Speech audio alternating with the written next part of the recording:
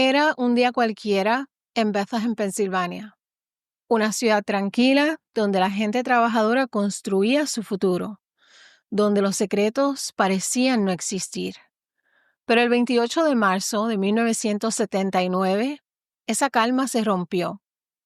Holly Brannigan, una joven de 17 años con toda la vida por delante, fue brutalmente atacada en su propia casa. No hubo señales de robo, no hubo testigos. Solo un misterio que ha dejado a esta comunidad con una pregunta sin respuesta por más de 4 décadas.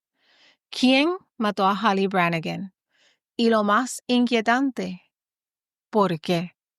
Hola mi gente, bienvenidos a Delitos de Sangre. Yo soy Magali y gracias por acompañarme otra vez esta semana.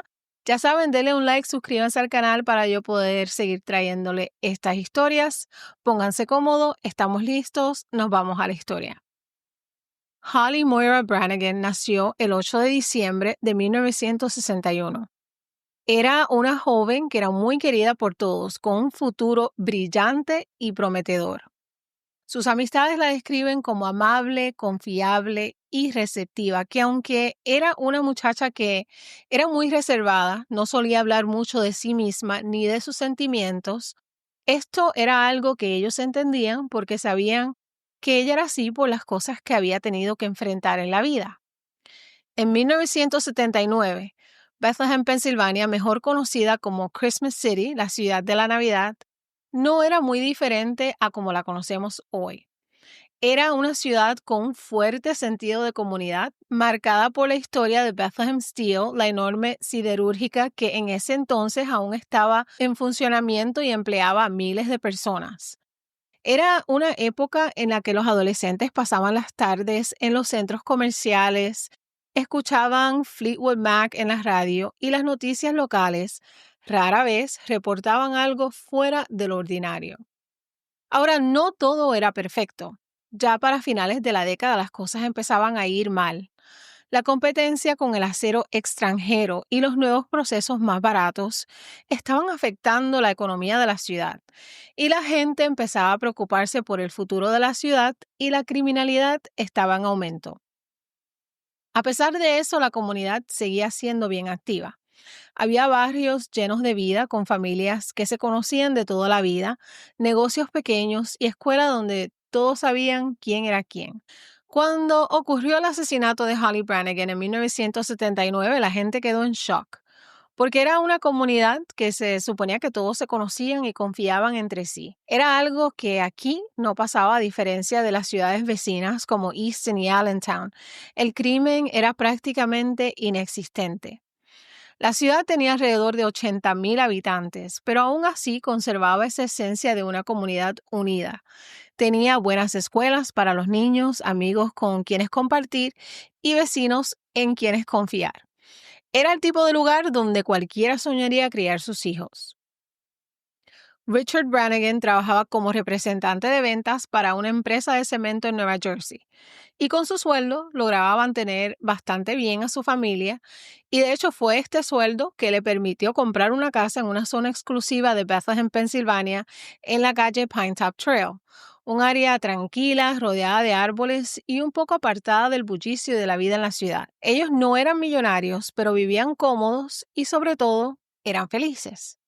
La familia Brannigan era el reflejo del típico hogar estadounidense de los años 60. Richard y Peg Brannigan tenían 2 hijos, Sean y Holly.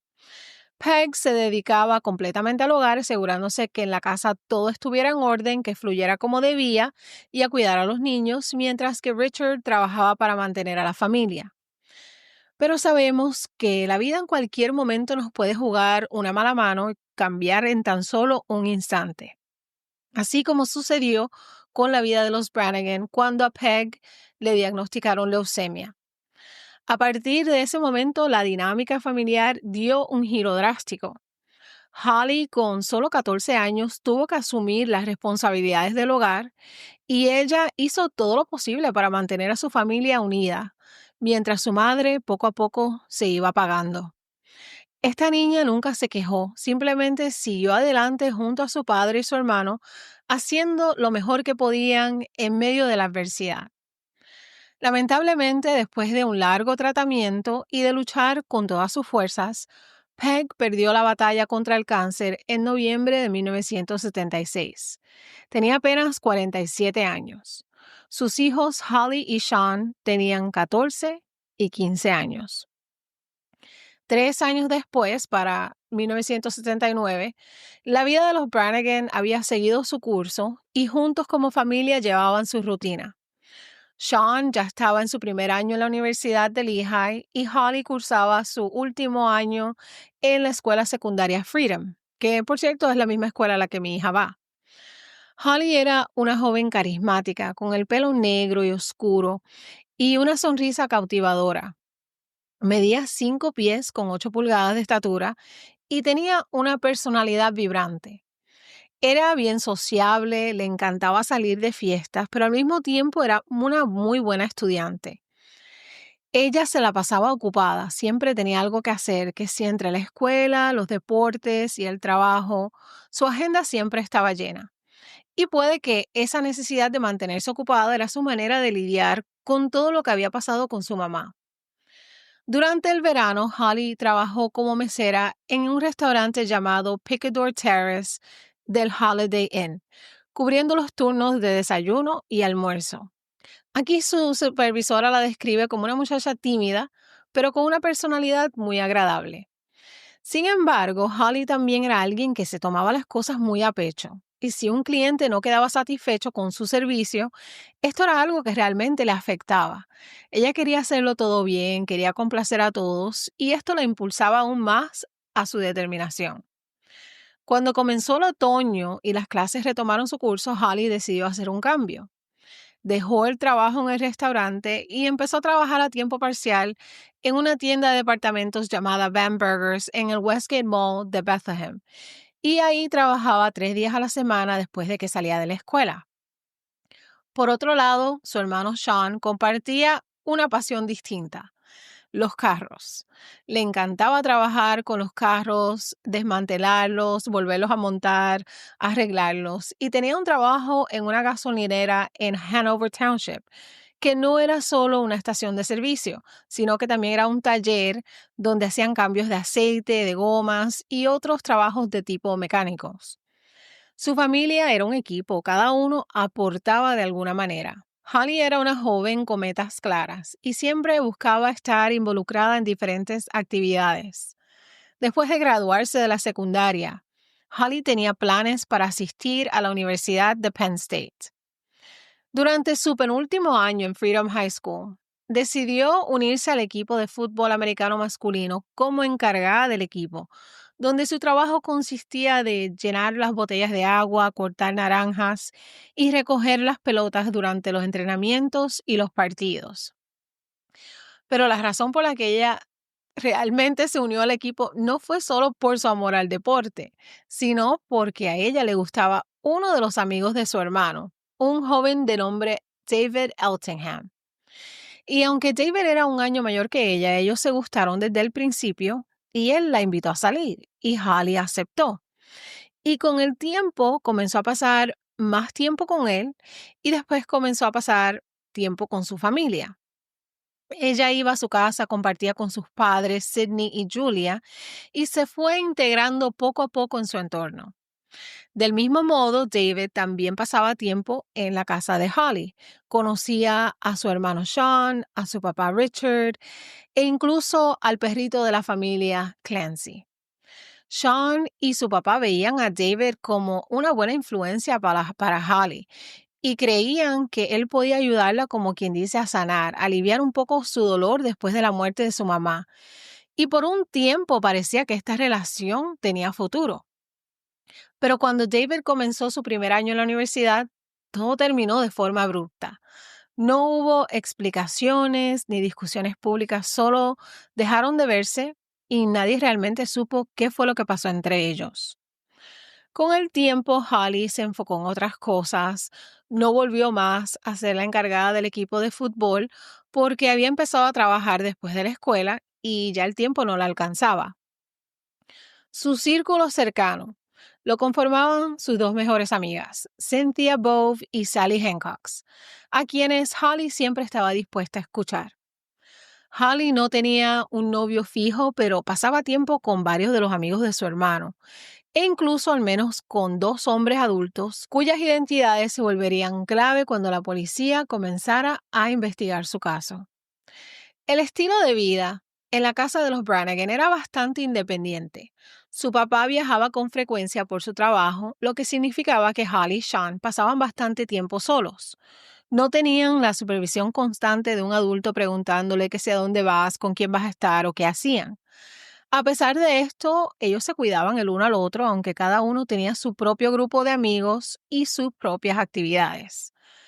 Todo iba bien y nada de esto parecía ser un problema hasta la primavera de 1979.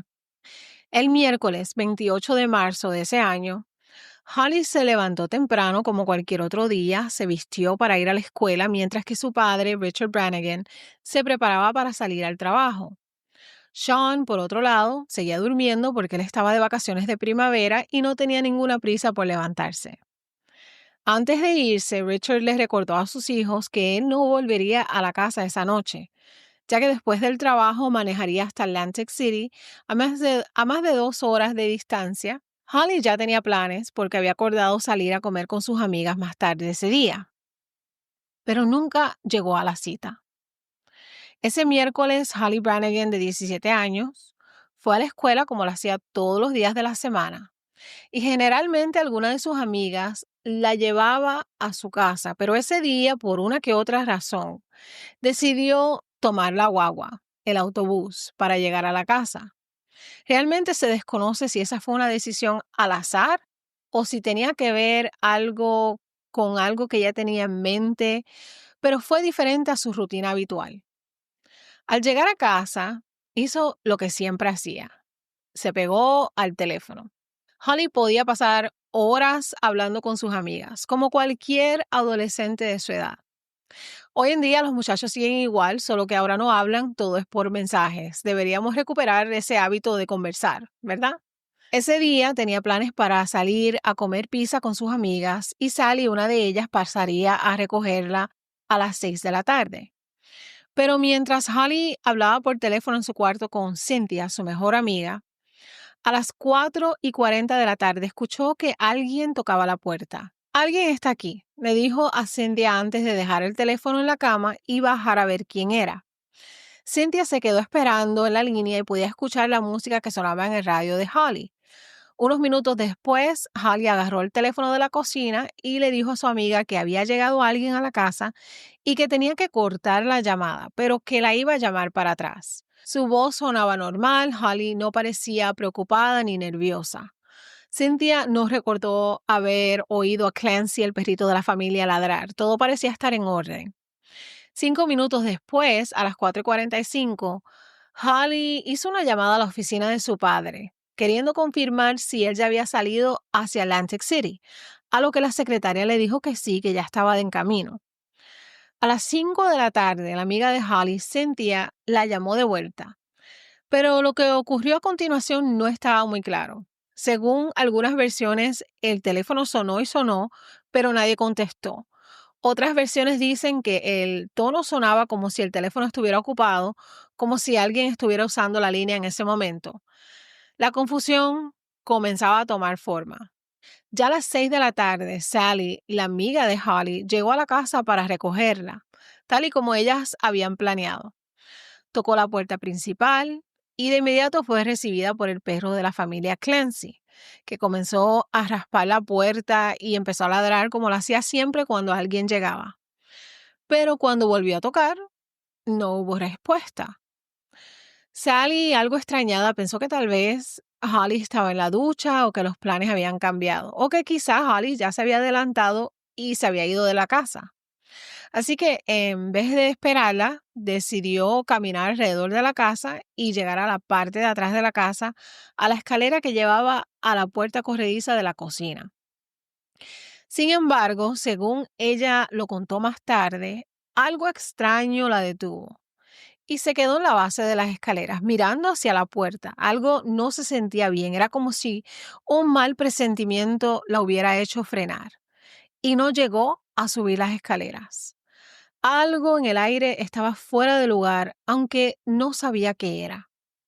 Mientras tanto, en otro lugar, Sean, el hermano de Holly, estaba en la casa de su mejor amigo Mark Viola. Mark, que tenía 18 años y todavía vivía con sus padres, estaba trabajando con Sean en un carro que estaban arreglando. La mamá de Mark invitó a Sean a que se quedara a comer y este muchacho ya perdió a su mamá, en realidad no tiene a nadie que le cocine, pues esto pasaba a menudo y él le dijo, claro que sí, que voy a comer con ustedes. Cuando terminaron de comer, decidieron continuar con el trabajo. Y Sean sabía que probablemente eso los mantendría ocupados hasta bien tarde, por lo que decidió llamar a su casa para avisarle a Holly que él se iba a quedar a dormir en la casa de Mark. Sean intentó llamar varias veces, pero no hubo respuesta. El teléfono seguía sonando ocupado y Sean, acostumbrado a que su hermana siempre estuviera pegada al teléfono, pensó que probablemente ella simplemente no le había prestado atención. Pero lo que no sabía era que esa llamada no sería como las demás. Hubo varias llamadas hechas a la casa de los Brannigan, pero ninguna fue contestada. Algunas de estas llamadas fueron redirigidas a casas cercanas en la misma cuadra, lo que causó aún más confusión más tarde. Se cree que esto ocurrió debido a un error técnico donde las líneas telefónicas se cruzaron accidentalmente. Curiosamente, ese mismo día, un técnico de la compañía telefónica Bell estaba trabajando en el vecindario tratando de resolver problemas con las líneas, lo que podría haber sido la causa de todo este alboroto. A la mañana siguiente, alrededor de las 7 de la mañana, Sally, preocupada por no haber podido comunicarse con Holly la noche anterior, volvió a pasar por la casa de su amiga. Después de llamarla repetidamente y encontrarse con que la línea estaba ocupada, decidió ir a buscarla a la casa como siempre para llevarla a la escuela. Sally tocó la bocina del carro, pero Holly no salió. La bocina comenzó a molestar a los vecinos, así que Sally estaba un poco frustrada y se bajó del carro y tocó la puerta. Pero al igual que la vez anterior, solo le respondió el perro. Tocó nuevamente, pero sin respuesta de Holly. Finalmente, Sally se fue para la escuela sin ver ni hablar con Holly. Después de un desayuno rápido y unas reparaciones de última hora, Sean se subió a su carro para regresar a su casa acompañado por su amigo Mark. Ambos estaban ajenos a lo que estaba a punto de suceder. Cuando Sean llegó a la casa alrededor de las 11 de la mañana, se encontró con algo completamente inesperado, una escena que nunca hubiera imaginado. Sean encontró el cuerpo de Holly tirado en un charco de sangre sin vida en el piso de la cocina cerca de la puerta corrediza. Un cuchillo de cocina de 10 pulgadas estaba clavado en su espalda y el ataque había sido tan violento, tan lleno de odio que el mango del cuchillo estaba cerca de ella, roto en el suelo. Lo primero que Sean notó fue que el teléfono de la cocina estaba descolgado y un reloj en la misma área estaba roto en el piso con la hora marcada a las 5:20. Este reloj ha sido objeto de mucha conversación, ya que la hora 5:20 se ha utilizado para estimar el momento en que Holly pudo haber sido asesinada. Muchos cuestionan si el reloj realmente servía, pero en mi opinión, en ese tiempo creo que era más común tener estos relojes de cucú que siempre funcionaban bien. Sean y Mark, horrorizados, salieron corriendo de la casa hacia la casa de los vecinos justo al frente, pero con cierta distancia, pidiendo ayuda a gritos. El vecino abrió la puerta, ellos le explicaron qué fue lo que había pasado y pidieron que llamaran a la policía. Los vecinos llamaron a las autoridades y posteriormente contactaron a la oficina de Richard, quien regresó a la casa lo más rápido que pudo. Cuando la policía llegó a la casa, comenzaron la investigación de la escena del crimen. Sin embargo, en este tiempo la policía tenía muy poca experiencia en casos de homicidio y cometieron errores críticos durante su investigación, al no asegurar ni la casa ni el patio, permitiendo que varias personas entraran y salieran de la casa, lo que comprometió la integridad de la escena del crimen. Uno de los oficiales fue a su patrulla para notificar al departamento que necesitaba más agentes debido a la gravedad del crimen en la casa, y en un abrir y cerrar de ojos, la casa se llenó de oficiales de todos los departamentos, incluyendo hasta los del tráfico, que no tenían nada que ver con el caso, y mucho menos en un caso que tenía que ver con un homicidio.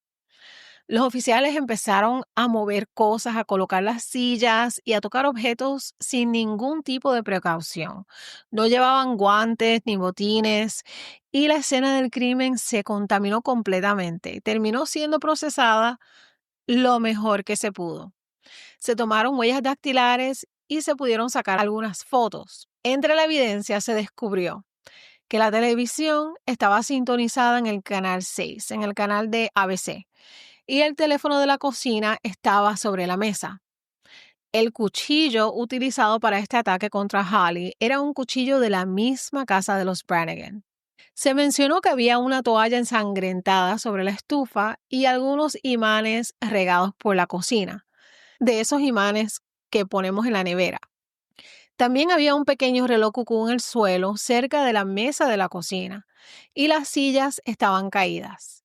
Sin embargo, no había indicios de que faltara algo de valor o que la casa hubiera sido saqueada. Las sillas que no estaban en su lugar fueron puestas nuevamente en su sitio por los policías, y hasta la cámara con la que tomaban las fotos fue colocada sobre la mesa, posiblemente comprometiendo la escena. Aunque encontraron algunas huellas dactilares, eran mínimas, unas pocas huellas parciales. El mango de cuchillo fue recolectado y al examinarlo se descubrió que estaba completamente limpio, sin huellas. Y aquella toalla ensangrentada de la que se habló que encontraron en la escena nunca fue colectada como evidencia, y hasta el día de hoy no se sabe qué pasó con ella. Se menciona también que podría haber algo debajo de las uñas de Holly, por lo que se les cortaron las uñas para analizarlas. La autopsia de Holly Brannigan reveló que Holly tenía 18 heridas, la mayoría de ellas en su espalda. De esas 18, 15 eran mortales, 3 eran menos graves y tenía un par de heridas defensivas en las manos. No hubo alguna evidencia de agresión sexual. La muerte fue extremadamente violenta y llena de odio, lo que sugiere que fue algo personal. Dado que la mayoría de las heridas fueron en su espalda y las pocas heridas defensivas que tenía, es probable que quien la atacó esperó a que ella le diera la espalda para atacarla sin piedad, de manera cobarde. Es muy posible que Holly pereció rápidamente durante el ataque. Algo que resultó un tanto extraño en la autopsia fue que se reveló que Holly había tenido actividad sexual unos 3 días antes de su muerte. Además, se encontraron rastros de cannabis en su sistema y un poco de marihuana en su cartera, un poco de zumo. Sobre lo que pasó antes de la tragedia, se sabe que Holly colgó el teléfono y bajó a ver quién estaba en la puerta. No está claro si su amiga Cynthia, quien seguía en la línea, escuchó al perro ladrando, pero sí escuchó música de la radio.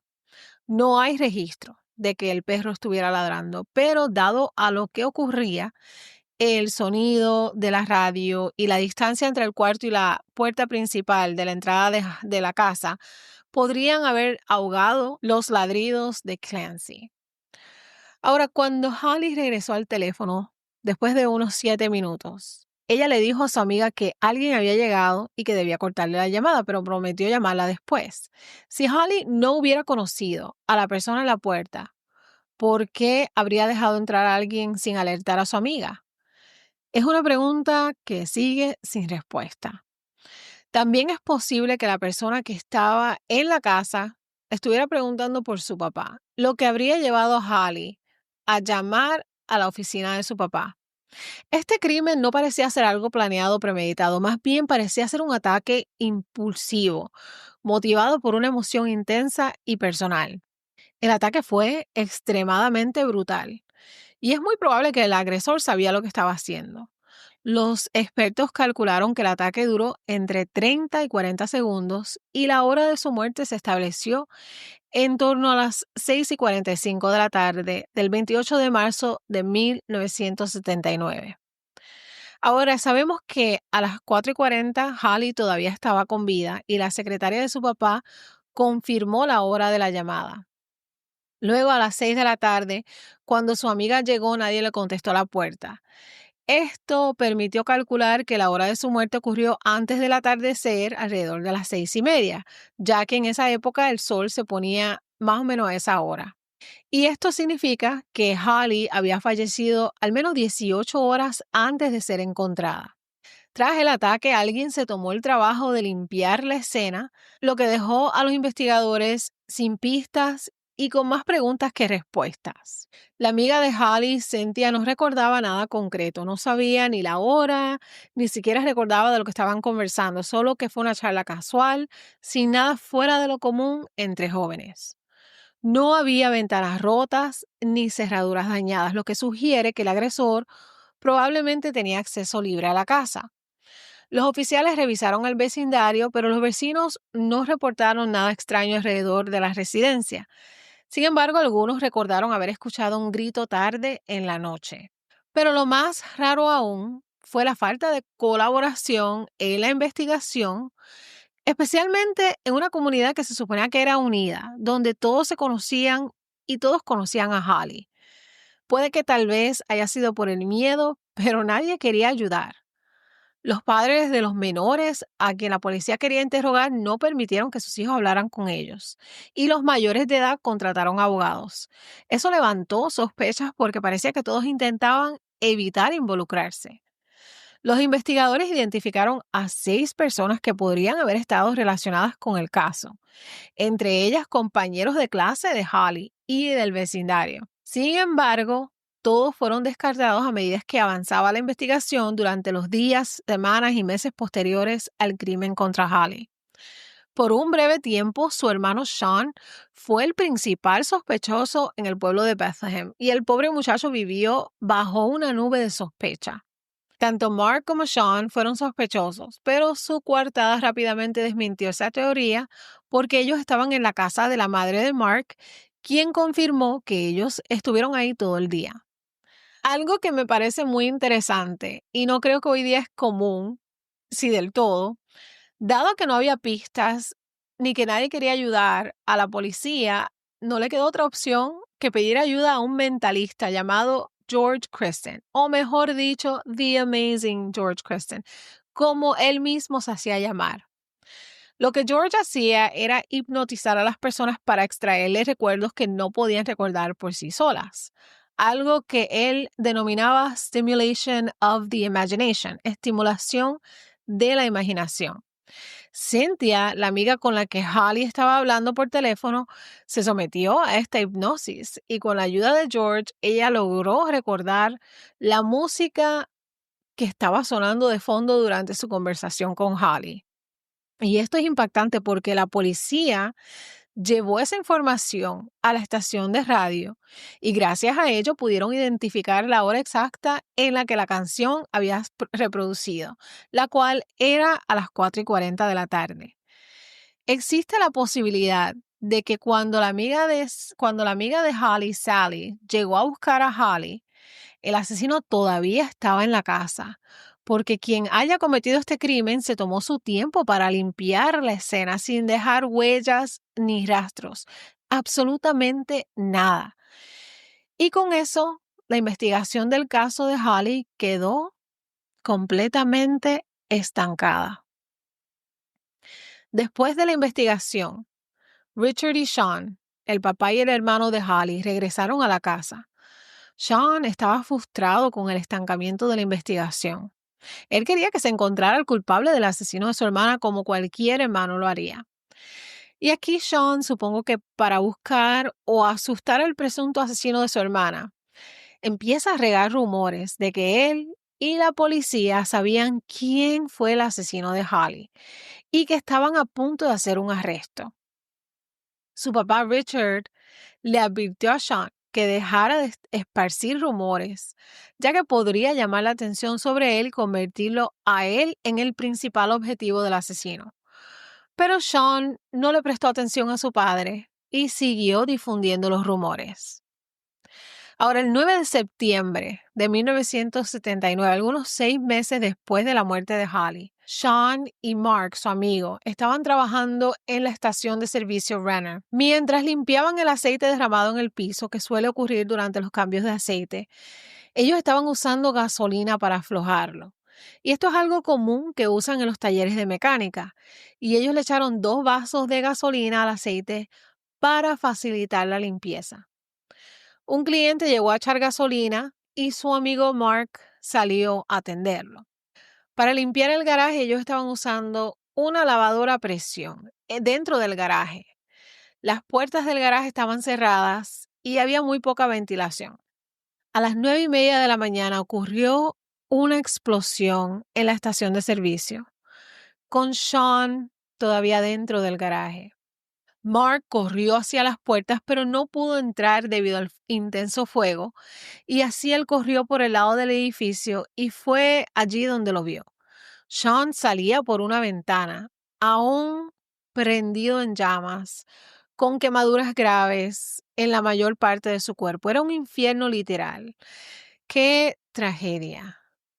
Mark rápidamente apagó las llamas en Sean y esperó con él a que llegara la ambulancia. Sean, entre el dolor, le rogó a su amigo que no lo dejara solo. Sean fue llevado al hospital en estado crítico, pero la policía quería interrogarlo, querían hablar con él, pero no para que él les contara lo que había sucedido con la explosión, sino porque ellos todavía pensaban que él podría haber sido responsable de la muerte de Holly y querían obtener una confesión de él, incluso en su lecho de muerte. Debido a las graves quemaduras de 3er grado que sufrió en su tráquea y el daño severo en sus pulmones, Sean no podía hablar, estaba intubado por la nariz. Y aún así, los oficiales comenzaron a hacerle preguntas para que respondiera moviendo la cabeza si sí o no. Y le preguntaron si él había sido el asesino de Holly o si sabía quién lo había hecho. Y él a ambas preguntas respondió que no. 9 días después de la explosión, Sean falleció. Esto fue una tragedia tras otra para esta familia. Richard Brannigan perdió a su familia entera en menos de 3 años. La investigación sobre la muerte de Sean concluyó que la lavadora a presión tenía una falla eléctrica en un circuito. Y según la policía de Bethlehem, los gases de la máquina combinados con los vapores de la gasolina causaron una chispa que provocó la explosión. Richard, el padre de Sean, pensaba que los rumores que su hijo había estado regando, por los cuales él le había advertido, habían asustado al asesino, lo que pudo haber causado que también terminara con la vida de Sean. Richard Brannigan siempre dijo que la muerte de sus hijos Holly y Sean estaban conectadas, pero la policía asegura que no había relación. Ahora, la máquina de presión que causó la explosión en la estación de servicio había sido prestada del restaurante King Chef, que se encontraba cerca de la gasolinera.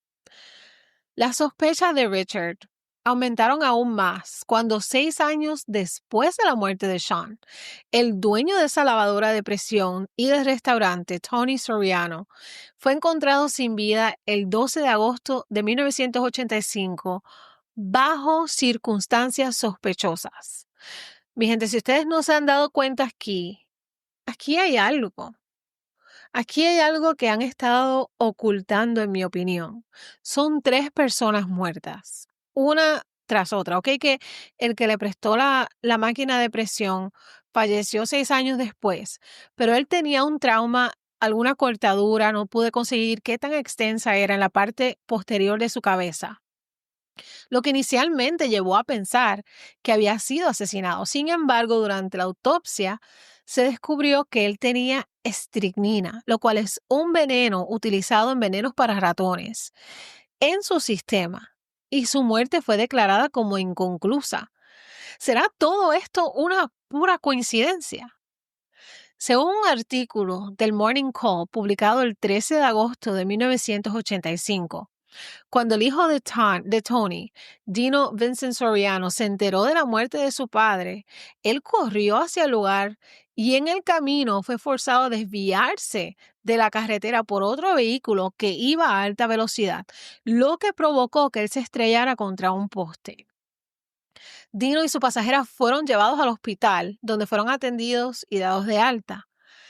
El otro vehículo, según los testigos, era un Plymouth Horizon de color azul claro.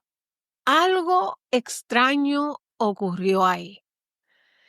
El 29 de marzo, el mismo diario publicó que no había evidencia de juego sucio en el caso de Anthony Soriano. Y también mencionaron que el trauma en la cabeza de Soriano podría haber sido el resultado de una caída y que la muerte se seguiría investigando, ya que no sabían de dónde había obtenido esa estricnina, el veneno. La causa de la muerte se quedó igual, declarada inconclusa por el forense del condado de Northampton, Joseph F. Reichel. Y les digo que aunque muchos podcasts mencionan que fue un accidente, no encontré ninguna fuente que lo confirmara. Lo que sí encontré es que la muerte fue considerada inconclusa y de ahí no absolutamente nada más sobre su muerte. El alcalde de Bethlehem, en honor a Holly Brannigan, declaró el 10 de mayo como el día de Holly Brannigan. Formalizaron un evento llamado Reward Fund Day, que fue organizado para recaudar fondos, los cuales se destinarían a un fondo especial en el cual lograron recaudar $5,000 gracias a la iniciativa de David Eltringham y su papá Sidney Eltringham. Durante la presentación del caso de Holly, es muy importante destacar que el 28 de marzo de 1979, el mismo día en el que Holly Brannigan fue asesinada, ocurrió un accidente en la planta nuclear 3 Mile Island, cerca de Harrisburg, Pensilvania. El incidente, que involucró una fusión parcial de reactor y filtración de radiación, este fue el mayor accidente nuclear en la historia de los Estados Unidos. Y este accidente industrial opacó el caso de Holly, poniendo su investigación en segundo plano. Pero a pesar de eso, la policía continuó con la investigación buscando nuevas pistas. Después de haber agotado todas las posibles líneas de investigación, la policía revisó el diario de Holly. Y al principio parecía que ella lo utilizaba principalmente para llevar su registro de su ciclo menstrual. Pero también escribía sobre su atracción por varios chicos, y algunos eran mayores que ella, y a quienes ella identificaba solo con el uso de códigos y números sin revelar sus nombres. Y uno de los números que aparecía con frecuencia era el número 32, asociado con una persona mayor que ella. Cuando la policía entrevistó a sus amigos y compañeros, descubrieron que el número 32 se refería a un joven llamado George Wilson. Y Holly había escrito en su diario que le gustaba y que quería salir con él, aunque sus amigas no sabían qué tan avanzada estaba la relación entre ellos. Este tipo, George, fue interrogado por la policía y, después de proporcionar una coartada sólida durante el momento en que ocurrió el crimen, fue descartado como sospechoso. Y según George, él no tenía idea de por qué Holly utilizaba el número 32 o qué significado tenía ese número para ella. A lo largo de los años, porque recordemos que hace ya casi 46 años que ocurrió este crimen, surgieron más sospechosos. Uno de ellos fue David Eltringham, el joven que mencionamos al principio, que jugaba en el equipo de fútbol que Holly manejaba, y su padre, Sidney Eltringham. Se empezaron a rumorear posibles relaciones secretas entre David y Holly, pero nunca se pudo confirmar si se estaban viendo en secreto. El papá de David, Sidney, había tenido varios encuentros con la policía en los años 80 debido a peleas familiares, pero nunca enfrentó cargos por estos incidentes. Sin embargo, el 23 de julio de 1990, Sidney fue finalmente acusado de acoso cuando la policía lo arrestó por empujar y lanzar objetos contra su esposa. También fue citado para comparecer ante el tribunal el 10 de enero de 1991 tras una demanda presentada por Cynthia Lynn Peters, quien lo acusó junto a John, un propietario de un club campestre Twin Lakes, de conspirar para evadir el pago de pensión alimenticia. El 22 de julio de 1992, Sidney fue nuevamente acusado, pero esta vez fue por intentar atropellar a un oficial del condado de Northampton durante un incidente que ocurrió cuando este oficial intentó entregarle unos documentos relacionados con un asunto desconocido. El alguacil se acercó a la casa de Sidney y vio dos carros estacionados con música sonando. Tocó el timbre, pero nadie abrió. Mientras regresaba a su camioneta, vio a salir a la esposa de Sidney y bloqueó la entrada con su vehículo. Cuando el alguacil intentó entregarle los documentos, Sidney y su esposa gritaron y al intentar mover su vehículo casi atropelló al oficial y luego al retroceder lo golpeó en las piernas. Aún así, el alguacil logró dejar la citación en el parabrisas, pero cuando se marchó, ellos activaron el parabrisas y los papeles terminaron esparciéndose por la calle. Y más tarde, Sidney fue detenido durante un control de tráfico. Sidney y su esposa Julia eran los propietarios de un negocio llamado BDA Security Investigative Agency Inc., vinculado a Eltringham Associates Inc., el cual él empezó a operar a finales de la década de los 80, después de que Sidney enfrentara problemas durante su tiempo como profesor de psicología en el Northampton Community College. Yo le cuento a ustedes esta historia y estoy ubicándome porque yo vivo en esta misma ciudad. Y entonces se me hace como que, wow, todo pasó tan cerca. Ese Northampton Community College queda solo a unos pocos minutos de mi casa. Se me hace como que, wow, ¿cómo pasó algo así tan cerca? La empresa estaba ubicada en el 2419 Willow Park Road en Bethlehem, Northampton, Pensilvania. Julia era la presidenta, mientras que Sidney desempeñaba el rol de tesorero e investigador privado.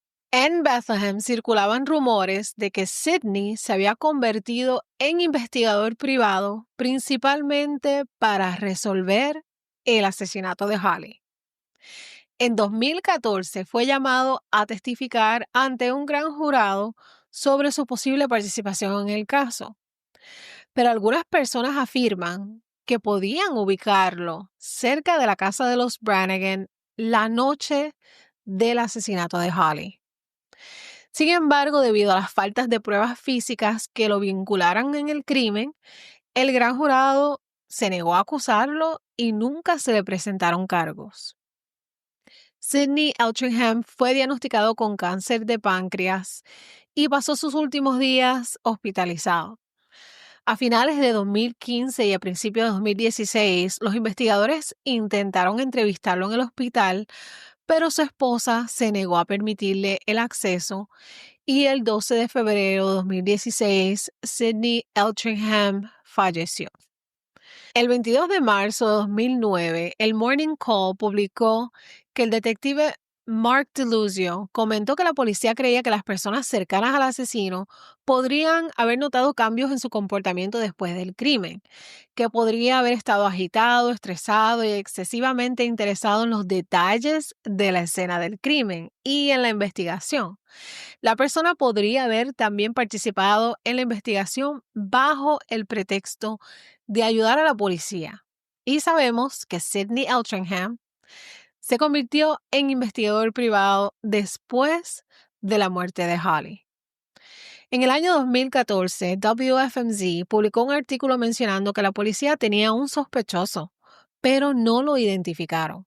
Aseguraron que sabían quién era el culpable y que esta persona estaba relacionada con la familia, pero desde ese entonces no se ha divulgado nada más sobre el caso.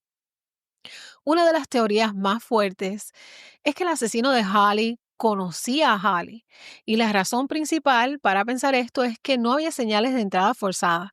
Si alguien entró sin problemas, significa que o la puerta estaba abierta o ella misma dejó entrar a su agresor. Y esto ha llevado a muchos a sospechar de sus amigos, compañeros de clase o incluso algún conocido de la familia. También se ha hablado de la posibilidad de que el crimen estuviera relacionado con una relación sentimental. Holly era una chica atractiva y extrovertida a la que no le faltaban admiradores. Algunas personas han sugerido que tal vez ella rechazó a alguien o que tuvo una discusión con su ex o un novio, un amigo cercano. En esa época no se hablaba tanto del acoso o las relaciones violentas ante un rechazo, pero hoy día sabemos que ese tipo de situaciones pueden escalar de manera peligrosa. Otra teoría es que pudo haber sido un ataque por venganza o una disputa personal. Se dice que Holly tenía una personalidad fuerte y no se dejaba de nadie. Si alguien con algún conflicto con ella, es posible que la situación haya escalado a este terrible desenlace. Algo inquietante es que el asesino tenía que conocer la rutina de la familia. No es coincidencia que atacara justo cuando su papá estaba de viaje y su hermano no estaba en la casa. Esto hace pensar que quien lo hizo sabía que ella estaría sola, lo que reduce aún más la lista de sospechosos a personas cercanas a la familia o del vecindario. También hay quienes han intentado conectar su asesinato con otros crímenes en la zona, aunque hasta ahora no hay pruebas de que estuviera relacionado con un asesino en serie o algo por el estilo. Lo que sí es cierto es que la policía ha revisado la evidencia con tecnología moderna en varias ocasiones, pero hasta el momento no han podido resolver el caso. Su padre nunca fue considerado como sospechoso de su caso, pero también se cree que su trabajo en el cemento, lo cual se dice estar conectado con ciertas organizaciones, también pudo haber tenido algo que ver en su caso, que puede que algún compañero de trabajo de su papá pudo haberse aparecido por la casa y por eso fue que ella hizo esa llamada a la oficina de su papá. También se ha querido hacer una conexión con un asesino en serie llamado Tim Cressier, que confesó haber matado a varias mujeres en los años 70 y 80, principalmente en Illinois y Missouri, debido a que su historial criminal coincide con la época en la que Holly Brannigan fue asesinada en 1979. Algunas personas han especulado si él podría haber estado involucrado en su muerte porque él también estuvo un caso aquí en el área de Pensilvania. Sin embargo, hasta donde se sabe, no hay evidencia de que lo conecte directamente con el caso de Holly. Todos sus otros crímenes fueron confirmados y no hay registros de que haya estado en Bethlehem precisamente en ese momento. A pesar de esto, debido a la brutalidad del asesinato de Holly y la falta de un sospechoso claro, su caso sigue generando teorías y especulaciones. Es frustrante pensar que después de tantos años aún no haya justicia para Holly. Lo que sí es seguro es que su historia sigue viva en Bethlehem y cada tanto vuelve a salir a los medios con la esperanza de que algún día se encuentre la verdad. El 17 de marzo de 2016, Richard Brannigan falleció y nunca llegó a conocer la identidad del asesino de su hija. Después de su muerte en 2016, el caso quedó sin resolver, dejando una sensación de incompletud tanto para la familia como para la comunidad. Décadas han pasado desde aquella noche de marzo de 1979, pero el eco del asesinato de Holly Brannigan sigue resonando en Bethlehem. Sus sueños quedaron truncos, su voz silenciada, y su familia quedó con un vacío imposible de llenar. Un crimen tan brutal no debería quedar sin respuestas. Y sin embargo, aquí estamos, todavía buscando justicia por una joven que tenía toda una vida por delante. Los años han traído avances en la ciencia forense, nuevas perspectivas y quizás una esperanza de que algún día la verdad se salga a la luz. Pero hasta que ese día llegue, solo nos queda recordar a Holly, no por su trágico final, sino por la persona que fue. Una chica con aspiraciones, con energía, con una historia que merece ser contada y ser escuchada. Si alguien sabe algo, si hay una pieza perdida en este rompecabezas, ojalá algún día se haga la llamada correcta y se revele la pista clave y finalmente Holly pueda descansar en paz. Porque ella merece justicia. Y su familia, la poca que queda peleando por ella después de tantos años de incertidumbre, también la merece. Además, todos sus compañeros de la escuela, sus amigos, todos merecen saber qué le pasó a Holly y por qué. Mi gente, esta historia fue larga, pero me he comprometido, esta es la segunda vez que yo hago esta historia, me he comprometido que yo voy a seguir contando esta historia hasta que este caso sea resuelto. Todavía no ha habido otro avance, la policía de Bethlehem no está haciendo nada, o yo no sé si lo han dejado así, pero mucha gente del pueblo se preguntan qué es lo que está pasando, porque este caso no ha sido resuelto si los avances están ahí. ¿Por qué este caso no ha sido resuelto? Bueno, mi gente, ya saben que esta fue la historia de Holly Brannigan. Gracias por acompañarme otra semana. Ya saben que si quieren comunicarse conmigo pueden hacerlo en Delitos de Sangre, en TikTok, en Instagram o amigasensangre@gmail.com. Los quiero mucho. Hagan bien sin mirar a quién. Delitos de Sangre. Bye.